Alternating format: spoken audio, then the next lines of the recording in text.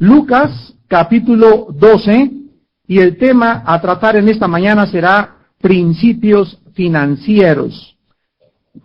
Algunos principios financieros, exactamente 6 principios financieros a la luz de la Biblia para saber cómo usar nuestro dinero.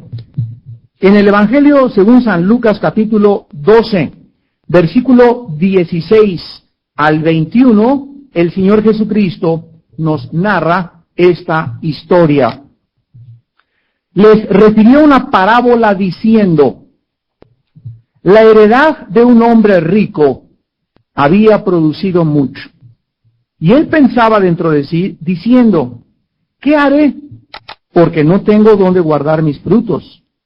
Y dijo: esto haré, derribaré mis graneros y los edificaré mayores, y allí guardaré todos mis frutos y mis bienes, y diré a mi alma: alma, muchos bienes tienes guardados para muchos años, repósate, come, bebe y regocíjate.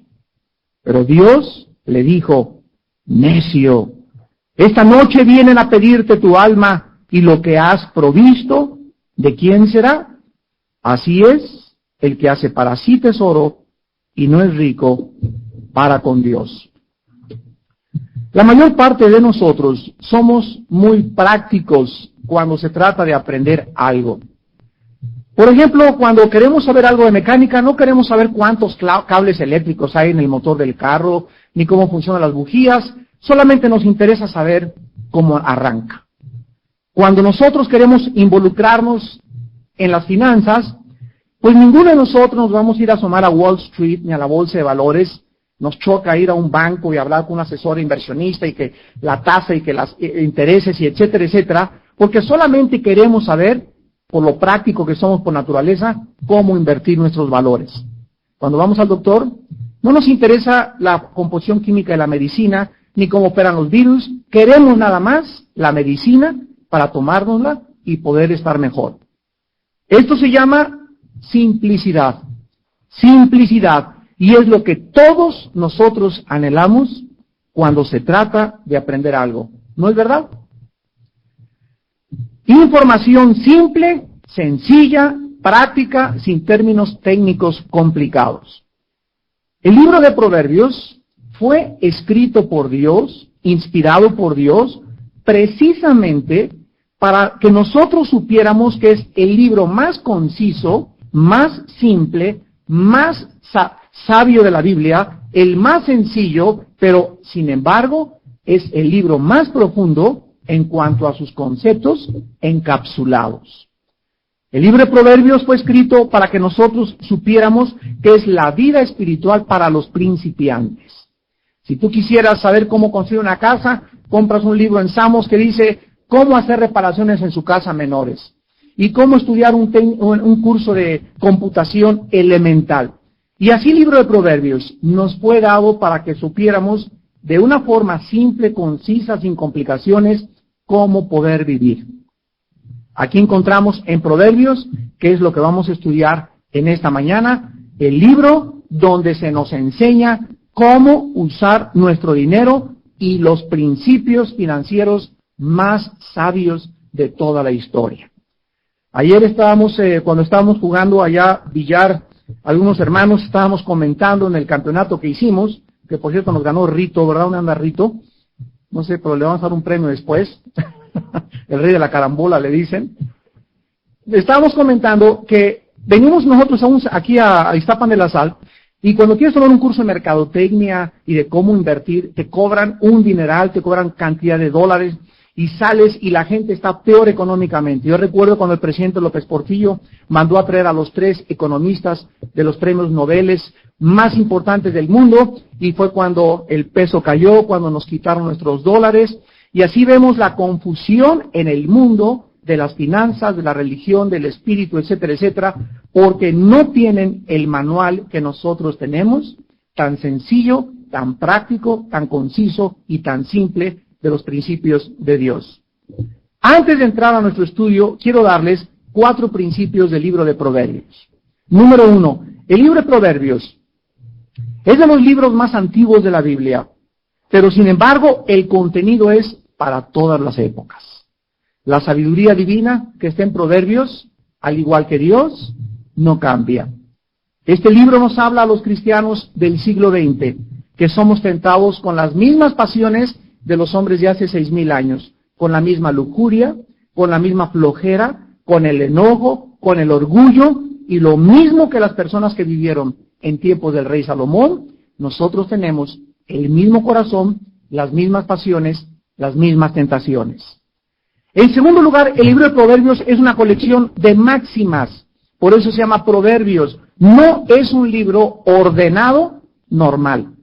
Es el libro más difícil para bosquejar homiléticamente de toda la Biblia, porque contiene máximas repartidas en diferentes secciones.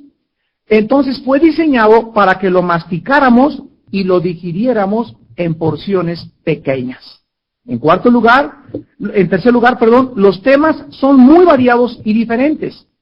Tú no puedes tomar, por ejemplo, el tema del dinero en Proverbios y encontrarlo en una sección, como otras partes de la Biblia, sino que necesitas una concordancia y sacar todas las palabras del dinero, y vas a encontrar que el tema del dinero se encuentra en el capítulo 2, en el 4, en el 14, en el 21, y tienes que buscarlo. El tema del orgullo está repartido por todo el libro, el tema de la flojera está repartido por todo el libro. Entonces, es una forma de estudiar Proverbios solamente con una concordancia para extraer el tema de lo cual quieres hablar. Y en cuarto lugar, el libro de Proverbios nos dice qué es la vida y cómo vivirla prácticamente. Contiene 31 capítulos y harían bien todos ustedes, a partir de este seminario, los que puedan, ¿verdad? Y los que les ponga el Espíritu Santo en su corazón. Hoy estamos a 19 de octubre. Entonces hoy leo todo el capítulo 19 de Proverbios. Como son 31 capítulos, puede ser un capítulo para cada día del mes.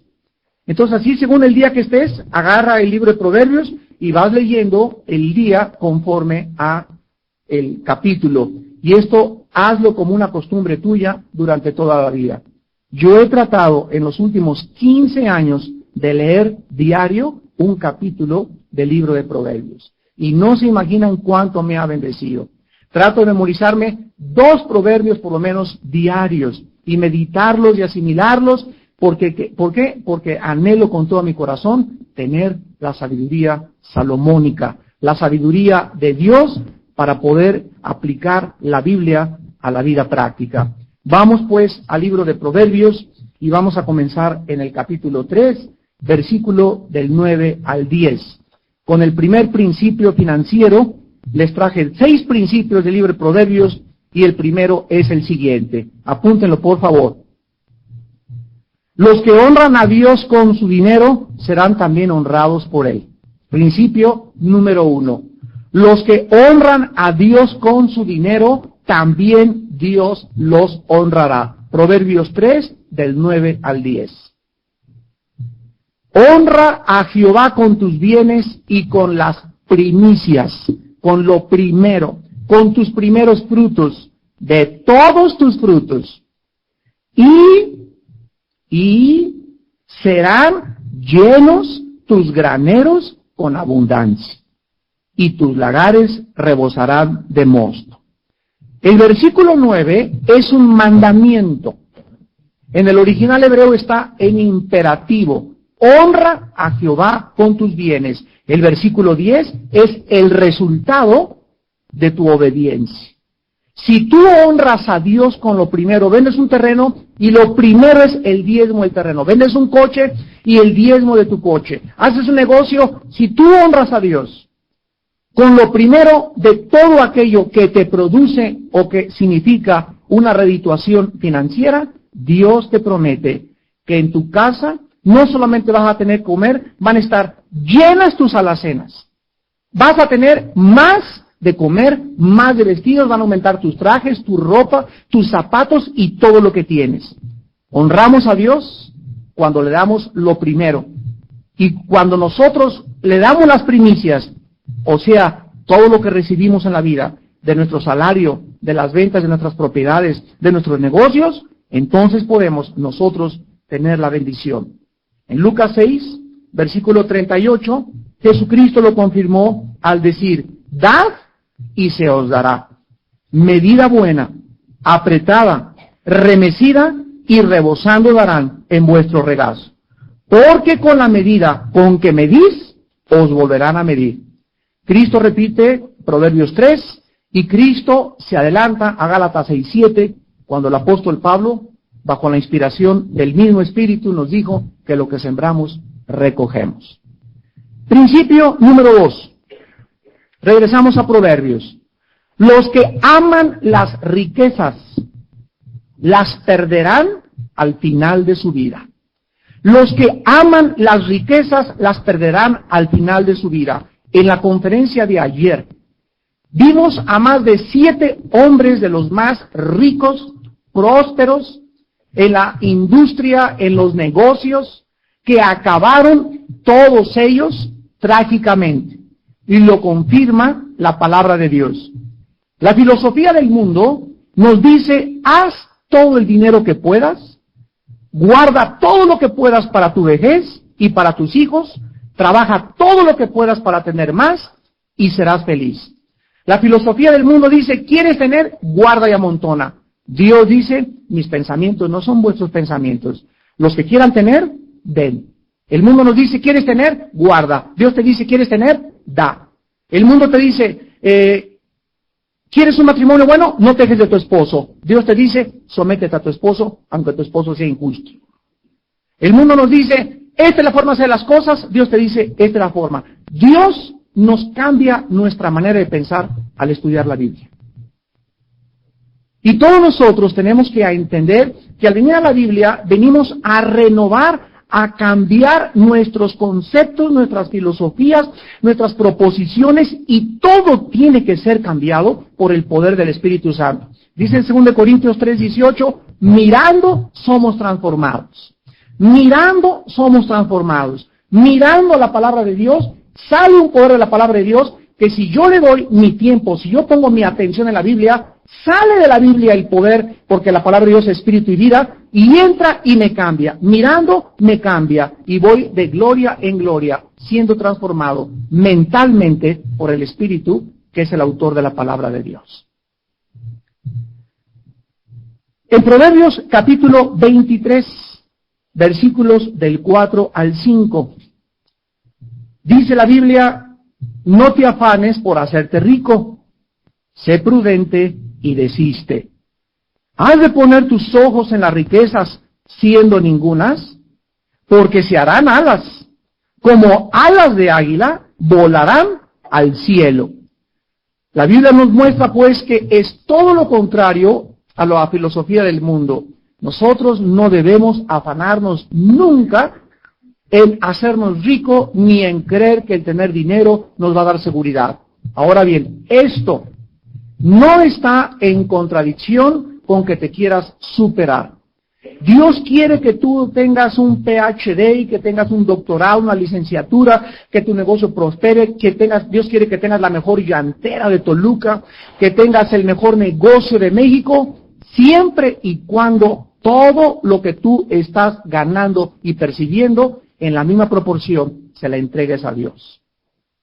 Entonces Dios no está en contra de la superación personal, ni de que seas ambicioso y que quieras tener ahí una ambición que es positiva, y es aquella que busca la gloria de Dios. Yo quiero ser un gigante espiritual para la gloria de Dios, quiero ser el mejor ingeniero para la gloria de Dios, quiero el premio Nobel para que cuando me den el premio enfrente de todo el mundo le diga, Señor, a ti la honra, la gloria y el poder. Ahora que ganó las Olimpiadas el hombre maravilla que le llaman Carl Lewis, ganó los 100 metros, los 400 metros planos, etcétera, etcétera, el hombre más rápido del mundo, que ha dado su testimonio en casi todas las cruzadas de Billy Graham en Estados Unidos. No sé cuántos de ustedes ahora en las Olimpiadas, cuando le entregaron la medalla de oro, así estaba enfrente de todo el público del estadio, y tomó la medalla de oro y la hizo así al cielo, y comenzó a llorar. Y después, cuando dio su testimonio, compartió, ¿verdad? Yo lo vi en un video que estaba diciendo, hermanos, le estaba diciendo, Padre, a ti es la gloria y la honra y el honor. A ti, Señor, es esta medalla. Y todo el mundo más o menos imaginó que estaba ofreciéndola a un Dios, ¿verdad? Su medalla. Pero él ahí, en el momento en que fue victoriado y aplaudido por el mundo, se quebrantó y se humilló delante de Dios. porque a los que les da más Dios son a los que más quebrantados y más contristados y más humillados deben de vivir. La Biblia dice en Proverbios 10:22, Proverbios 10:22, la bendición de Jehová es la que enriquece y no añade tristeza con ello. No hay nada de malo en tener mucho dinero. No hay nada de malo en guardar en el banco, repito, o tratar de superarte profesionalmente, pero tener más y más y más y vivir concentrado en tu cuenta y en tu dinero se convertirá en una pasión que te va a destruir. Esto ya no es de Dios. Estas personas sacrificarán su familia, sacrificarán su salud, su comunión con Dios, y la Biblia dice, es la bendición de Jehová la que enriquece. Así que de nada sirve que tengas 3, 4 turnos de trabajo y que trabajes más, si no tienes la bendición de Jehová, nunca disfrutarás lo que tienes. Proverbios 13, versículo 21. El mal perseguirá a los pecadores, mas los justos serán premiados con el bien. No hay ninguna cosa en esta vida que hagamos deshonesta que no nos alcance. Un fraude que hayas cometido, una evasión de impuestos que hayas hecho, un dinero que no has pagado, no hay ninguna cosa, cualquier mal que tú hagas, la Biblia dice, te alcanza. Tus pecados, dice la Biblia de otra forma, te alcanzarán. Proverbios 15:27. Alborota su casa el codicioso, mas el que aborrece el soborno vivirá.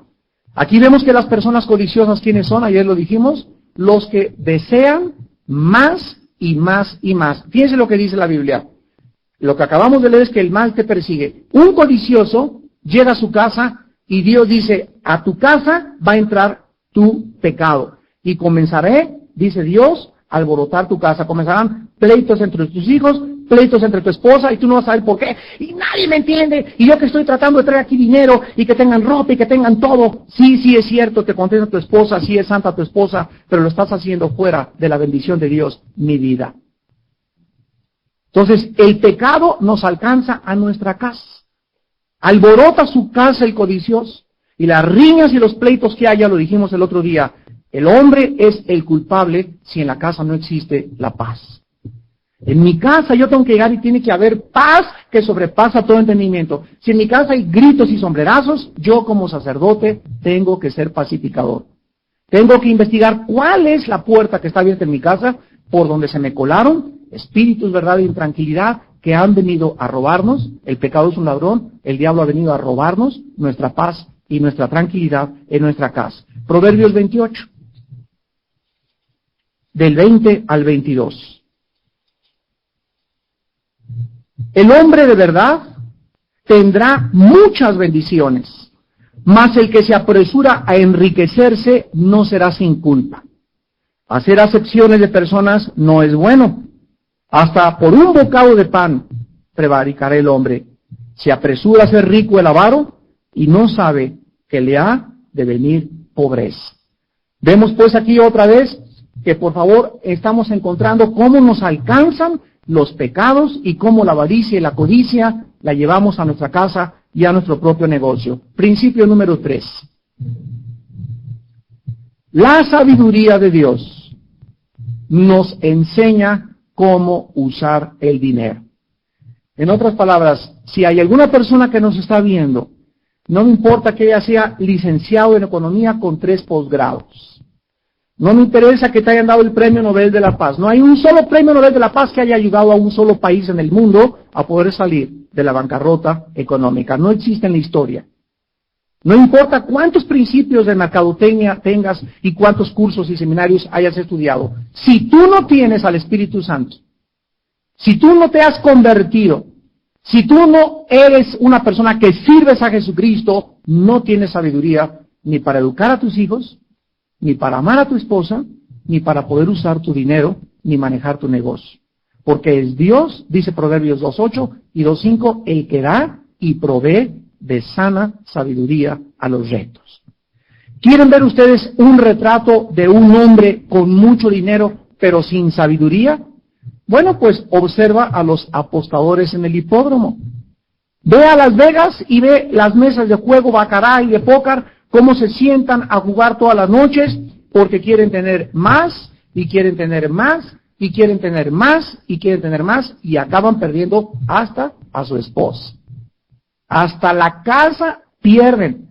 Y aquí vemos personas que han amontonado miles y miles de dólares. ¿Y todo por qué? Porque no tienen sabiduría para poder usar el dinero. Proverbios capítulo 8, versículos del 10 al 11.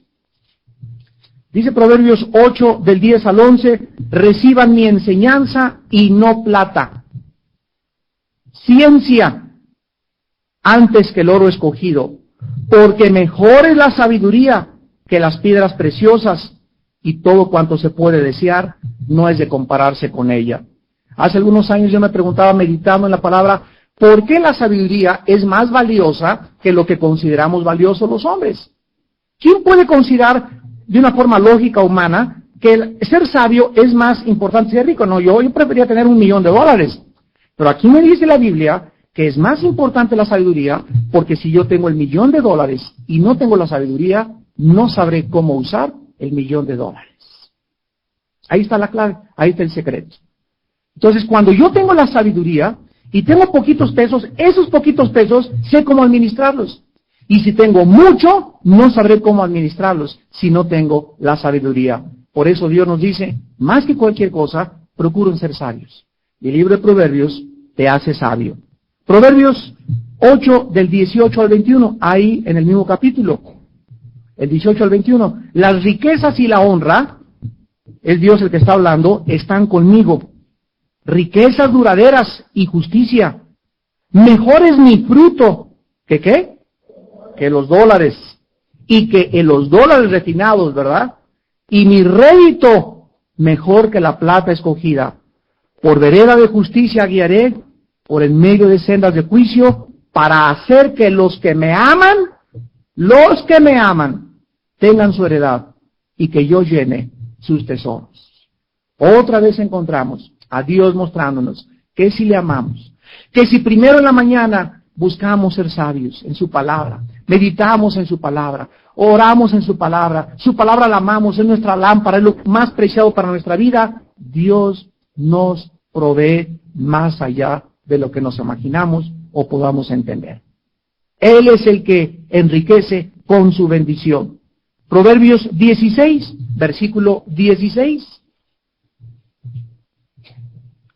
Mejor es adquirir sabiduría que oro preciado, y adquirir inteligencia vale más que la plata. ¿Saben ustedes cuál es la diferencia entre la sabiduría y la inteligencia? Bueno, la sabiduría es el conocimiento divino de Dios llevado a la práctica. Tú puedes conocer mucho de la Biblia, pero si no la practicas, no eres sabio. El sabio es el que practica o el que vive los principios de la Biblia. El sabio es el obediente. El sabio es el que obedece lo que Dios le manda. Y el inteligente es el que se aparta de la maldad. Mientras más tentaciones les des la vuelta, y te sale una muchacha y le das la vuelta, y ves una revista y le cambias de página, y en la televisión te aparece un programa y le cambias de canal, mientras más veces trates de escaparte de la maldad, más inteligente eres delante de Dios. Entonces aquí está muy claro en la palabra de Dios que todas las personas que son inteligentes valen mucho más que la plata. Porque si eres un tonto y caes con cualquier mujer, en cualquier negocio sucio, en cualquier tranza, cualquiera te soborna, cualquiera te compra tus principios, los vendes, eres lo contrario inteligente y nunca disfrutarás el dinero mal habido. Principio número 4. Vamos a pedir silencio, por favor. Cuando aumentan las riquezas, aumentan los problemas. Principio número 4. Cuando aumentan las riquezas, aumentan los problemas. Este principio va a disipar en estas conferencias muchos rumores, porque muchísima gente cree que si logran tener el dinero que piensan podrán lograr y obtener lo que quieren, a la hora que quieren y como quieren. Pero esto es totalmente contrario a la palabra de Dios. Proverbios 18:11.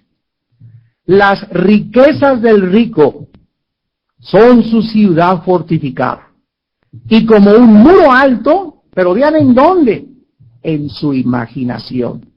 En otras palabras, la Biblia nos enseña que el tener dinero sin sabiduría de Dios nos hace orgullosos, nos hace confiados, nos hace déspotas, nos hace y nos guía a oprimir a los que están marginados. Y comienza la persona que tiene a hacer dinero, piensa que mientras más dinero tenga, más seguro se siente. Alma mía, reposa, gózate, tranquilo, mi casa está llena, tengo mis Mercedes-Benz, tengo mi cuenta en el banco, no hay ningún problema, puedo tener la chava que yo quiero, puedo dejar a mi esposa irme con otro y poner otro departamento. Y esta es la imaginación del rico por causa de su pecado. La Biblia nos muestra que tener mucho dinero y utilizarlo sin Dios nos hace avaros, repito, egoístas, centrados en nosotros mismos, orgullosos, sangrones e intocables. No hay cosa más horrible que ver, ¿verdad?, en México, alguien en su Mercedes-Benz y así manejan. Pero ni te voltean a ver, ¿verdad? O que alguien llega así al Jet Set Club y llegan así muy trajeados y vean cómo la gente que ha logrado prosperidad comienzan a ver a mucha gente como si fueran insectos. Comienzan se apodera de ellos una soberbia tan grande que los hace separarse de la propia realidad. Den la vuelta a Proverbios, al libro de Eclesiastés, está junto a Proverbios, sigue Eclesiastés. Es la continuación de Proverbios, capítulo 5. Y el mismo rey Salomón que escribió Proverbios, escribió Eclesiastés. Y dice Eclesiastés capítulo 5, versículo 10 al 17. El que ama el dinero no se saciará. Escucha esto es una ley de Dios. Nunca estarán satisfechos del dinero. Y el que ama el mucho tener no sacará fruto. También esto es vanidad. Cuando aumentan los bienes, también aumentan los que los consumen.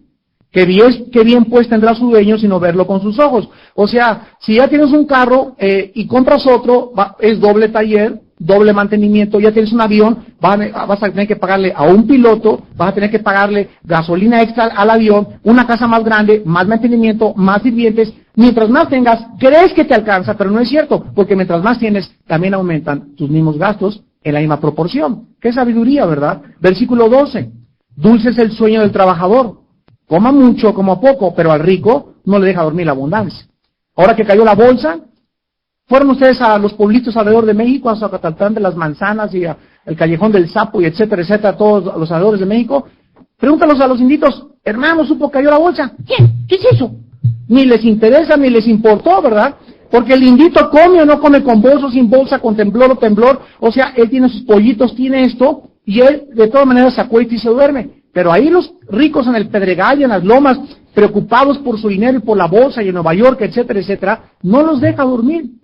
Se han suicidado miles de personas ahora que cayó la bolsa. Más de 12 industriales en México se quitaron la vida, porque dice la Biblia que al rico no le deja dormir la abundancia. Y preocupado, ¿y qué pasa si pierdo? ¿Y qué pasa si cae el dólar? ¿Y qué pasa si los petrobonos? Dice el versículo 13, hay un mal doloroso que he visto debajo del sol. Las riquezas guardadas, como en la parábola de Cristo, para sus dueños, para su mal. Las cuales se pierden en malas ocupaciones. Y los hijos que engendraron, nada les queda en la mano. Como salió del vientre de su madre, desnudo, así vuelve, yéndose tal como vino, y nada tiene de su trabajo para llevar en su mano. Este también es un gran mal que como vino, así haya de volver, y de qué le aprovechó, trabajar en vano. Todos los días de su vida comerá en tinieblas, con mucho afán y dolor y miseria. ¿Y todo por qué? Porque amó el dinero. Porque creyó que el dinero era la fuente de todas sus soluciones, porque creyó que él podía con el dinero satisfacer los deseos más íntimos de su corazón. Hermanos amados, tenemos todos los días en la historia, en los periódicos, en el jet set y en la gente popular, historias de los grandes personajes, de las grandes personalidades del mundo. El Marilyn Monroe, Elvis Presley, los Kennedy, ¿verdad? ¿Cuál es la maldición que persigue la familia Kennedy? Que el papá Joseph, en la época de la ley seca, hizo su dinero con el alcohol. Entonces acaban de entrevistar al hijo de Robert Kennedy, drogadicto, internado en el psiquiátrico, y dice, nosotros tenemos la maldición que nos ha alcanzado nuestros padres. Y este muchacho no es cristiano, pero lo sabe que casi la mitad de los Kennedy son alcohólicos. ¿Por qué? Porque el origen de las riquezas de esa familia fue dinero mal habido. Y alcanza la maldición ahorita hasta los bisnietos. Y los bisnietos están en drogas, y con sida, y con problemas, y con asesinatos, y perseguidos por la ley. ¿Por qué? Porque Dios no puede ser burlado. El último caso que tenemos es el de la princesa Diana, una muchacha que crece en un pueblo de Inglaterra, con una familia de la clase media alta más o menos, y ve a su príncipe azul y la oportunidad de entrar al palacio, y el sueño de todas las muchachas, casarme con un príncipe. Y se mete al palacio la pobre muchacha, y dice, ya la hice, ahora sí Cenicienta, Alicia del País de las Maravillas. Y cuando comienza a ver la casa real y cómo la familia real y todas las cosas a la que lo obligaban a hacer, sale corriendo destapada del palacio real y dice, yo no quiero saber nada de esta familia, prefiero mi libertad, prefiero ir por ahí. Pero la pobrecita ya había tenido 2 hijos con el príncipe Carlos, y al tener a los hijos con el príncipe Carlos, ya estaba obligada de alguna otra forma o ligada íntimamente con la familia real británica. Entonces ella cae en la desgracia de creer de que sus problemas de felicidad era que no era el hombre que buscaba después de haber estado casado con él, aunque le dieron millones de dólares en sus cuentas bancarias. Y entonces comenzó a buscar en hombres la felicidad. Y se fue con el capitán de caballos, se fue con el mozo de por allá, se fue por acá y encontró finalmente a un egipcio y dijo, ahora sí encontré mi hombre feliz. Este hombre que sí, dice que se iba a casar con ella si no se hubieran matado, un mes antes le había propuesto matrimonio a una modelo de Hollywood. ¿Cómo podía ella creer que realmente en un mes este hombre ya le propondría matrimonio y ya querían casarse? Sin embargo, nosotros nos damos cuenta que al casarse con ella, ella encontró de una forma equivocada su felicidad. Si ella se hubiera casado con él y no se hubiera muerto y hubieran tenido hijos musulmanes, lo hubieran mandado matar de todas maneras, porque la corona británica no permitiría jamás que hubiera descendientes ingleses de los musulmanes. Entonces vean que por todos lados ella, ya muerta o viva, iba a vivir una vida tragedia. La tragedia estaba destinada a alcanzarla. Y así lo encontramos en las más grandes personalidades del orbe. Pobres personas que creen todavía que el agua de la vida los va a saciar. Jesús dijo, el que beba de esa agua volverá a tener sed. No fuimos creados para hacer dinero, ni para encontrar en el dinero la felicidad. No fuimos creados para encontrar en el sexo la felicidad. Salomón, 1000 amantes. 500 esposas, una diaria, y la Biblia dice que no se saciaba ni se podría satisfacerse. ¿Por qué? Porque el ojo nunca se cansa de ver y nunca podemos estar satisfechos más que con Dios. Fuimos creados para Dios y solo en Él vamos a tener descanso, solo en Él vamos a tener paz, solo en Él vamos a tener tranquilidad, solo en Él vamos a tener dirección, solo Él puede en su presencia darnos ese gozo, esa seguridad, esa confianza, esas convicciones de poder decir como Pablo, sin un quinto, sin coches, sin casa, a la víspera de su sacrificio en el Coliseo Romano, he peleado la buena batalla. He acabado la carrera. Me está guardada la corona de la vida. Yo sé en quién he creído, y el pobre abandonado, sin discípulos, todos igual que Jesucristo, miserable y desnudo enfrente de todos, varón de dolores, pero en su corazón estaba gozoso, esperando con tranquilidad que viniera aquel que iba a secarle sus lágrimas y a decirle, ven a mi lado, siervo fiel, y pasa al gozo de tu Señor. Fuimos creados para Dios porque estamos creados a la imagen y semejanza de Dios. Y qué dicha que este grupo tan pequeño que tenemos aquí de matrimonios lo podamos comprender. Y que en estos 3 días hayamos asimilado los conceptos más importantes de la economía en la historia en 3 días en la palabra de Dios. Principio número 5. El dinero no puede comprar lo más valioso de la vida. El dinero no puede comprar la felicidad ni el amor dentro de un hogar. Proverbios 15, versículo 17. Proverbios 15, versículo 17. Mejor es la comida de legumbres donde hay amor que de buey engordado donde hay odio. Tú puedes ir a tu casa quesos importados de Holanda y caviar y salmón ahumado de Noruega, y puedes tener en tu casa, tu esposa abre el refrigerador y pavos al horno y las alacenas llenas y alfombras persas y lo que tú quieras, pero, dice Dios, si en esa casa no hay paz, si en esa casa no es Jesucristo honrado, toda la gente que vive dentro de esa casa no disfruta lo que se come. Pero en muchos otros hogares, donde abre la alacena y con trabajos, chicharrón ahumado, o con flex, y te sientas en la mesa y tomas a tus hijos de la mano y le damos gracias a Dios, y con la musiquita de fondo, con las alabanzas, y tal vez sin trabajo, pero mi esposo y yo nos llevamos bien, mis hijos tienen paz y podemos alabar a Dios. Es mejor comer legumbres que comer buey engordado, donde hay odio. Dice la Biblia en Proverbios 15, versículo 16, mejor es lo poco con el temor de Jehová que el gran tesoro donde hay turbación. Mejor es lo poquito, temiendo a Dios. Esos frijolitos me los gané honradamente. Y no con la tranza que hiciste, llegar a tu casa y comprar a tu esposa medio mercado. Esa comida que llevaste comprada con dinero mal habido no será bendecida. Dios no puede ser burlado. El dinero, creen muchas gentes que puede comprar todo, pero las cosas más valiosas de la vida no las compra el dinero, como una cama. El dinero te compra una cama, pero no el dormir. El dinero te compra libros, pero no el cerebro para poder asimilarlos. El dinero te compra comida, pero no el apetito. El dinero te compra una casa, pero no un hogar. Te compra medicinas, pero no la salud. Te compra un crucifijo, pero no un salvador. Te compra las diversiones, pero nunca la felicidad. Las cosas más valiosas de la vida no las compra el dinero. Y en sexto y último lugar, Proverbios 13, 22. Si el dinero se usa sabiamente, traerá satisfacción. Y si no, grandes desilusiones. Vuelvo a repetir, si el dinero se usa sabiamente, o sea, conforme a Dios, traerá satisfacción. Y si no, grandes desilusiones. Proverbios 13, versículo 22.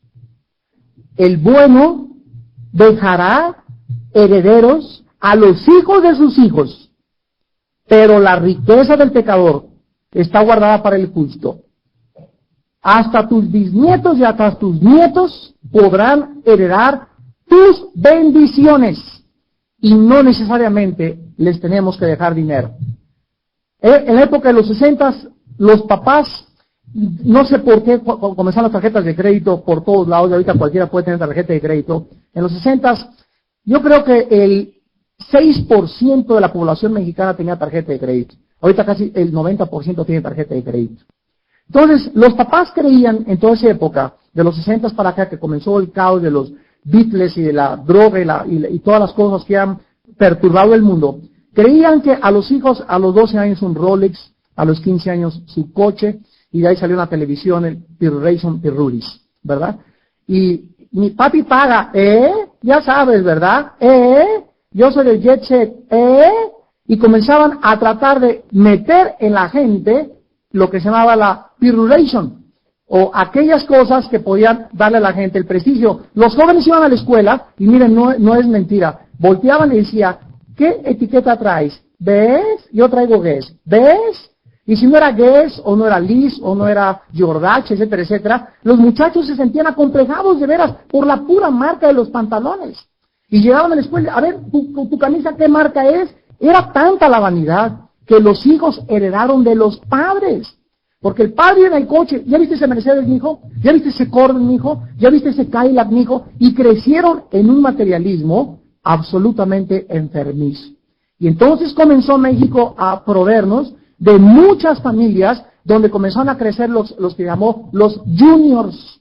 que entraban a las discotecas y comenzaron después a andar armados, y después papi les pagaba los guaruras y los guardaespaldas, y comenzó un caos en la juventud tan grande que comenzaron los papás a darse cuenta lo que dice Proverbios capítulo 22, versículo 7. El rico se enseñorea de los pobres, y el que toma prestado es siervo del que presta. El rico hace a nuestros hijos pedantes, los hace sangrones, los hace creídos. Yo amo de veras y le doy gracias a Dios cada vez que mis hijos tienen amigos pobres.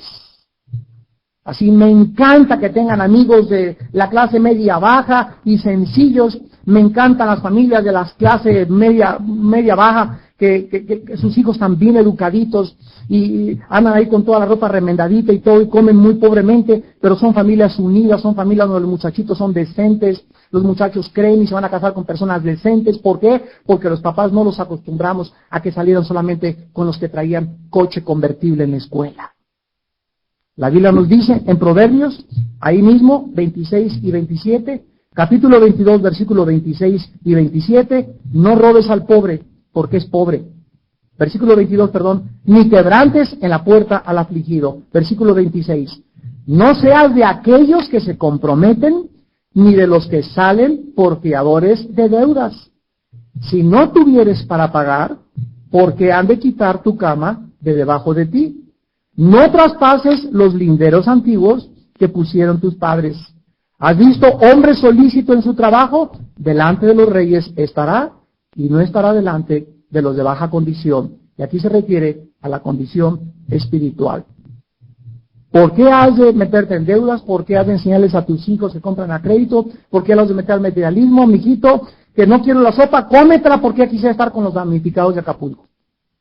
Ay, que tus pantalones no me gustan, póntelos o te compro, ¿verdad? Calzones, voy a ir allá al mercado Tlaquepaque y te vas a poner hasta calzones de los indios para que te eduques.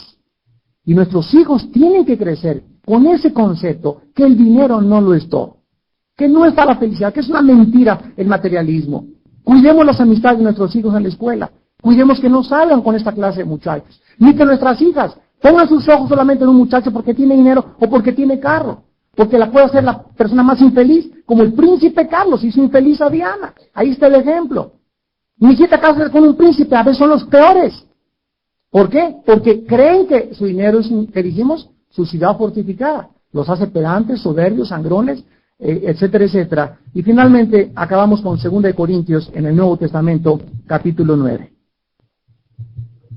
2 de Corintios 9, del 6 al 15, con nuestros últimos y finales principios financieros de que el dinero no trae satisfacción, sino grandes desilusiones.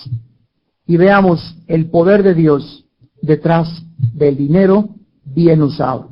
2 de Corintios 9, del 6 al 15. Pero esto digo, vean ustedes la unidad de la Biblia, hermanos. Vean ustedes cómo Salomón, Juan, Pablo, Ezequiel, todos los autores de la Biblia, todos coinciden en los mismos principios espirituales. Esto es una evidencia de que la Biblia es un libro inspirado por Dios.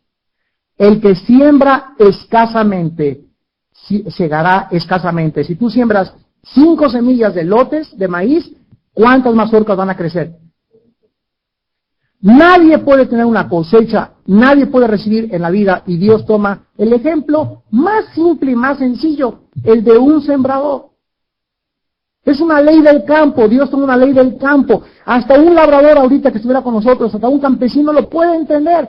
Yo no puedo esperar una gran cosecha, un cuarto de mazorcas, cuando no he sembrado más que 5 semillitas. Así funciona exactamente espiritualmente hablando. Es lo mismo, dice Dios. Las cosas físicas son una resemblanza de lo espiritual. Lo espiritual es lo verdadero, aquí es un reflejo todo. Y todo lo físico tiene una aplicación espiritual. Entonces, no podemos en la vida, si no tienes dinero, no puedo dar porque no puedo diezmar porque no tengo dinero, pues no vas a recoger tampoco. Y chíllale a Dios, grítale a Dios, vete aquí a la villa orando, híncate, córtate el pelo, rásgate las rodillas, no hagas lo que hagas. Sin fe es imposible agradar a Dios. Dice la Biblia en el versículo 6, el que siembra generosamente, generosamente también segará. Cada uno de como propuso en su corazón. Es algo interior cuando damos. No con tristeza, ni por necesidad, porque Dios ama al dador alegre. Y vean ustedes el 8. Y poderoso es Dios, para hacer que abunde en vosotros toda gracia, a fin de que, teniendo siempre, miren, cuando un cristiano dice que no tiene para diezmar, escucha lo que te voy a decir, ese cristiano está bajo una maldición. Hay pobres, pero hay paupérrimos pobres. El ser pobres no es pecado, pero cuando no tienes ni para dar a Dios, Dios no está con tu vida. Porque aquí dice que Dios es poderoso para que tú tengas siempre. O dice mi Biblia, o tengo otra versión yo de la Biblia. Yo no sé si trae la Biblia de los mormones, tú o qué Biblia traes. Pero hasta en los mormones dice lo mismo. Dios es poderoso, el Dios que hizo la tierra, el que provee semillas a los pájaros, el que le da un color precioso a las flores. Dios es poderoso para que en nosotros siempre, dice aquí, siempre tengamos algo que darle a Dios. Y no solamente eso, dice el versículo 8, para que teniendo en todas las cosas, la colegiatura de mis hijos, la comida, la gasolina, todo, dice, abundemos para toda buena obra. O sea, ¿para qué nos da Dios? Para que abundemos en buenas obras, para que a su obra lo demos con manos llenas. Versículo 9, como está escrito, repartió, dio a los pobres, su justicia permanece para siempre, y el que da semilla al que siembra y pan al que come, proveerá y multiplicará sementeras alacenas, vuestras alacenas, y aumentará los frutos de vuestra justicia, para que estéis enriquecidos en todo, para toda liberalidad, la cual produce, por medio de nosotros, acción de gracias a Dios. Porque la administración de este servicio, o sea, las ofrendas, no solamente suple a los santos lo que les falta, sino que también abunda en muchas acciones de gracias a Dios. Pues por la experiencia de esta administración, glorifican a Dios. Fíjense lo que dice la Biblia, por la obediencia que profesáis al Evangelio de Cristo. Darle a Dios es obedecer el Evangelio. Los codos, los codiciosos y los avaros jamás en esta vida podrán prosperar. Jamás recibirán de Dios. Jamás podrán levantar su casa, ni tampoco disfrutar las bendiciones de Dios. Ni él, ni su esposa, ni su trabajo, ni su familia, ni en su casa. Y versículo 14. Asimismo, en la oración de ellos por vosotros, a quienes aman a causa de la superabundante gracia de Dios en vosotros.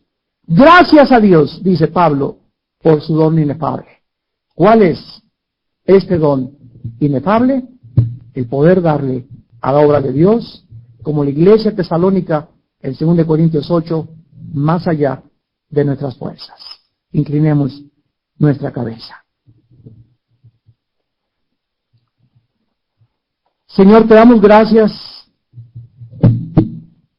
por estos 3 días en los cuales nos has hablado de temas tan diferentes y tan variados como los pleitos en el hogar, la guerra espiritual en el hogar, cómo ser buenos padres y también cómo usar nuestras finanzas.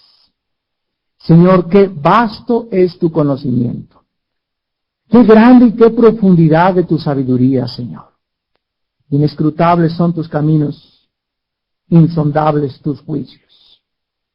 Tu palabra nos dice, ¿hasta cuándo, oh simples, amarán la simpleza y los burladores desearán el burlar? ¿Hasta cuándo los insensatos aborrecerán el conocimiento? Vuélvete a mí, dice el Señor, en esta mañana. Vuélvete a mi reprensión y yo derramaré mi espíritu sobre de ti. Te haré conocer mis palabras. no me rechaces. Ven a mi conocimiento, dice Jesús, porque en mí están encerrados todos los tesoros de la sabiduría y del conocimiento. Yo quiero que tú sepas, dice el Señor, que si tú me oyes, habitarás confiadamente. Vivirás en paz. Tendrás tranquilidad en tu casa y descubrirás que aunque no tengas muchas veces dinero, la paz que sobrepasa todo entendimiento, nadie la puede comprar. Eso no tiene precio. La felicidad de un matrimonio no tiene precio. El gozo de saber que tus hijos caminan en mis caminos. El gozo de saber que tus hijos crecen con los principios. Es la satisfacción más grande que un padre pueda tener.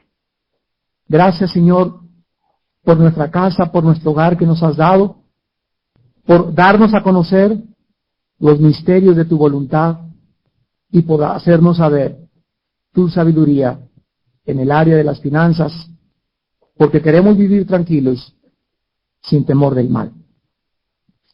En esta mañana, antes de despedirnos, hay muchos de ustedes que tal vez no tienen a Cristo en su corazón. Tal vez haya una o dos personas o no sé cuántas parejas, pero tal vez no has entregado tu vida a Dios y tal vez esta haya sido la última oportunidad que Dios te da en este seminario de que arregles tus cuentas con Él. Yo te pido en esta mañana que le entregues tu vida a Jesucristo, que te arrepientas de tus pecados y que entres a vivir en este remanso, en esta tierra de Canaán de paz, donde fluye la leche y la miel, y donde tú puedes conocer, tal vez por primera vez, qué significa tener paz en tu corazón. Las personas que quieran en esta mañana invitar a Cristo a sus vidas, ahí desde sus lugares, dile a Dios estas palabras: Señor mío y Dios mío, me arrepiento de mis pecados y te doy las gracias de haberme traído a este seminario. Porque yo estoy convencida, que ya no puedo vivir sin ti. Que no puedo ser padre ni madre sin tu ayuda. Que no puedo hacer que se vuelvan mis hijos a mí sin tu ayuda. Porque separado de ti, nada podré hacer. Creo que tu Hijo Jesucristo abrió sus brazos en una cruz y derramó su sangre por mis pecados. Que Él pagó en la cruz lo que yo merecía pagar.